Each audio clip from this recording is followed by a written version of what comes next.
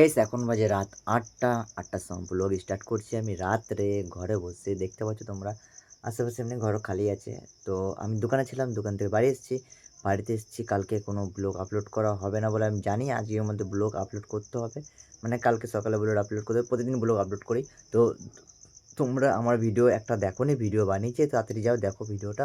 আর দেখো guys, blog বানানোটা আমার এখন রেগুলার হয়ে গেছে। যতদিন বাড়ি যাচ্ছি বা যতদিন থাকবো ততদিন আমার ব্লগ রেগুলার আপলোড হবে বা এই চ্যানেলে আপলোড হতেই থাকবে ব্লগটা, ঠিক আছে?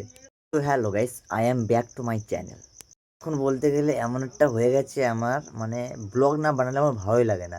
কোথাও ঘুরতে যাওয়া বা কিছু করি, আমার ব্লগ না বানালে আমার ভালোই লাগে না। এটাই যা, ক্যামেরার সামনে কথা না বললে মানে একটা হ্যাবিট হয়ে গেছে। কিন্তু যতটাই আমি চেষ্টা করছি ব্লগ বানানোর জন্য, কিছু করার জন্য, মানে আমার, মানে কি বলবো, একটা হ্যাবিট হয়ে গেছে। মানে ওর উপর একটা আকর্ষণ হয়ে গেছে, ঠিক আছে?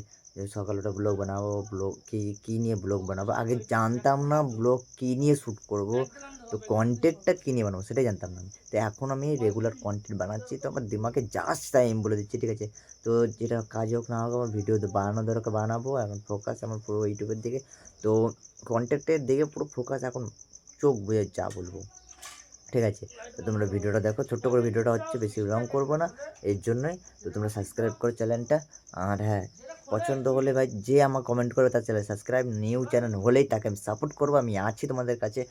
যে নিউ চ্যানেল আমাকে কমেন্ট করবে যে আমার চ্যানেলের সবাই সাপোর্ট করো, আমাকে লাভ লাভ লিখে পাঠিয়ে দাও। আর আমার লাইভ করবো, আর কদিন বাদে লাইভ দেখতে হবে তোমাদের, পুরো বিকেলে লাইভ করব, ঠিক আছে? তো এই ছিল আমাদের। আর আমার ছবিগুলো পোস্ট করছি, দেখো তোমার চ্যানেল। আর ঠিক আছে, তো কারণটা হচ্ছে যে এখন আমি দৈনিক ব্লগ বানাচ্ছি। তো গাইস, তোমাদের সব কিছু তোমাদের জন্য, সব